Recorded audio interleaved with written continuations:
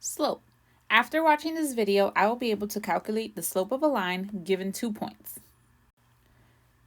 So if I gave you the 2 points, I could tell you to find the slope, and you could probably just plot the points and then do rise over run. So you would plot the points, and then you would count rise over run, and because this is a negative slope, it's downhill, you would say the answer is -4 over -12, and you would reduce this to get -1 over 3. However, there's an easier way to do this, especially when your points get bigger and harder to graph. We can use a slope formula. So you want to make sure you write this down in your notes because this is the most important part of this lesson. So we would take our numbers and we will plug them into our formulas. So first we know that each ordered pair is xy. Well, we can also do a little subscript to kind of let us know, hey, this x is not the same as the second one. So this is x sub 1, and the other one is x sub 2. So because this first x is 1, the y is also 1. And the other one is 2. So now we're just going to plug into our formula. First, we want to plug in y sub 2. So y sub 2 is 7.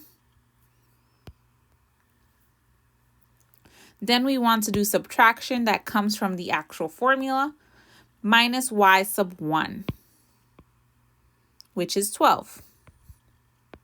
Then you're going to put that over your x's. So now you have to be very careful to not get them mixed up. Now we want to do x sub 2, which is 14. Minus comes from the actual formula. And then x sub 1, 3. And now we're just going to perform the operation. 7 minus 2, well, that's -5. 14 minus 3, that's 11. So slope, because we need that rise over run idea in order to graph on a line, we're going to leave it as a fraction. You never want to just find the decimal equivalent to this. You always want to leave your answer as a fraction, so my slope would be -5 over 11.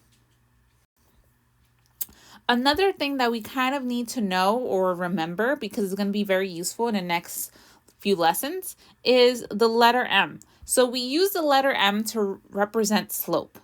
So instead of just writing the word slope, we mathematicians like to write the letter M, and that just saves us like a whole 4 letters of writing.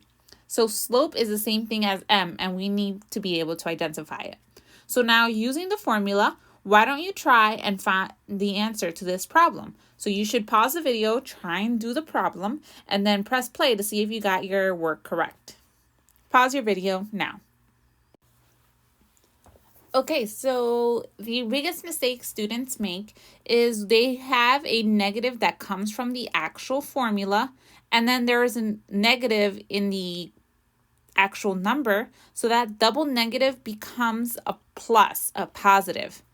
So your answer in this problem should be -31 over -4, but then a negative divided by a negative is positive, so it's just 31 over 4. Here is another example for you to try. Remember that one of the best ways to kind of keep track of which x goes with which y is to label them. So I use x1 sub x2, x1, y sub 1, and then I use x2, y sub 2, and then I also use different colors because that helps me.